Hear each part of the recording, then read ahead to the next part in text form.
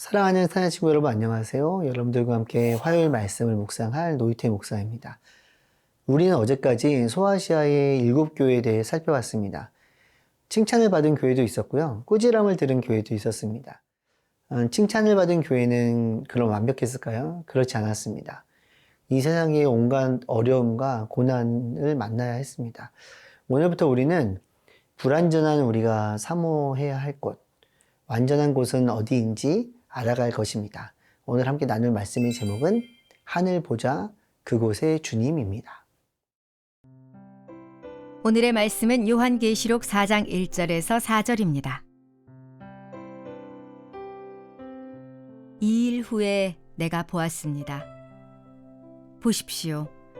하늘에 열린 문이 있고 전에 내가 들은 그 음성, 곧 나팔소리같이 나에게 들린 음성이 말했습니다. 이리로 올라오너라. 그러면 내가 이후에 마땅히 될 일들을 내게 보여주겠다. 나는 순식간에 성령에 사로잡히게 됐습니다. 보십시오. 하늘에 보좌가 있는데 그 위에 누군가 앉아 계셨습니다. 그 앉으신 이는 벽옥과 홍옥 같고 무지개가 보좌를 둘러싸고 있는데 그 모습이 에메랄드 같았습니다.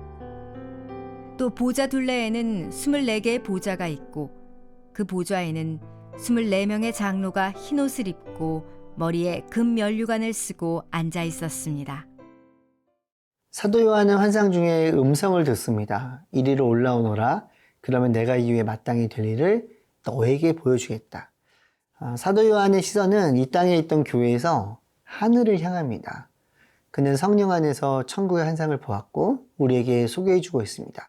2절 말씀입니다. 나는 순식간에 성령에 사로잡히게 됐습니다. 보십시오. 하늘에 보좌가 있는데 그 위에 누군가 앉아 계셨습니다. 하늘로 올라간 요한은 보좌 앞으로 갑니다. 어떤 것도 막지 못했고 어떤 절차도 없습니다. 보좌 앞으로 직행을 한 것입니다. 보좌는요, 왕이 앉는 자리입니다. 그렇기에 주권과 통치를 상징합니다. 여기서 우리는 1절에 있었던 단어를 꼭 기억하면 좋겠는데요. 이후에 마땅히 일어날 일을 요한이 보고 있는 것입니다. 사도 요한이 활동했던 시기에는 세상이 악으로 가득 찼던 시기였습니다. 악으로 통치하는 악한 왕에 의해서 예수님을 믿는 이들이 고통을 받고 있었습니다. 그리고 그 악함은 점점 더 커져갔습니다. 하나님께서 요한에게 보여주신 첫 번째는 보좌였습니다. 하나님께서 하늘과 땅의 진정한 통치자임을 알려주신 것입니다. 사랑하는 사냥 친구 여러분, 세상은 악합니다. 하나님의 창조를 믿지 않습니다. 가설에 불과한 진화론을 진리로 믿습니다. 하나님께서는 남자와 여자로 인간을 만드셨지만 사람들은 자기가 원한다면 성을 마음대로 바꾸려고 하고 있습니다. 하나님을 인정하지 않으니 하나님의 자리에 자신의 생각과 사상과 신념을 두고 있습니다. 2000년 전에도 세상은 악했고 지금도 악합니다. 그런데 하나님께서는 오늘 말씀을 통해 우리에게 알려주십니다. 하늘과 땅의 진정한 통치자는 하나님이십니다.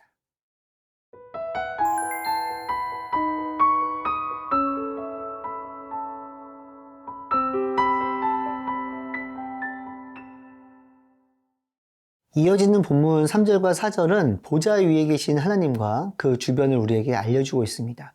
3절 말씀입니다. 그 앉으신 이는 벽옥과 홍옥 같고 무지개가 보좌를 둘러싸고 있는데 그 모습이 에메랄드 같았습니다. 요한은 보좌를 보며 하나님을 세 개의 보석과 무지개에 비유합니다. 대부분의 학자들은 하나님에게서 발산되는 영광의 강체가 보석의 빛남과 같기 때문이라고 이야기하는데요. 하나님의 영광이 온 교회 가운데 비춰질 것을 선포하고 있는 것입니다. 그 보좌를 24장로가 흰옷을 입고 둘러 있었습니다. 상상을 해볼까요? 하나님의 보좌가 있고 거기서 빛이 나오는데 주변에는 이 24명이 광채를 내며 둘러 앉아 있는 것입니다. 그 앞에 설 때 우리는 온몸으로 감동을 하게 되겠죠. 사랑하는 사랑 친구 여러분, 우리 하나님은 창조주입니다. 하늘과 땅을 통치하는 유일한 통치자이십니다. 하나님께서는 지금도 악을 멸하시며 마지막 날 악한 세상을 멸하시고 믿음의 사람들을 보좌 앞으로 인도하실 것입니다. 이것이 우리의 정체성이며 소망입니다. 그렇기에 우리는 하나님의 자녀라는 자부심을 갖고 겸손하게 하나님의 사랑을 이 땅 가운데 실천해야 합니다. 하나님을 바라봅니다. 세상은 악하지만 세상을 심판하시고 통치하실 하나님을 바라봅니다.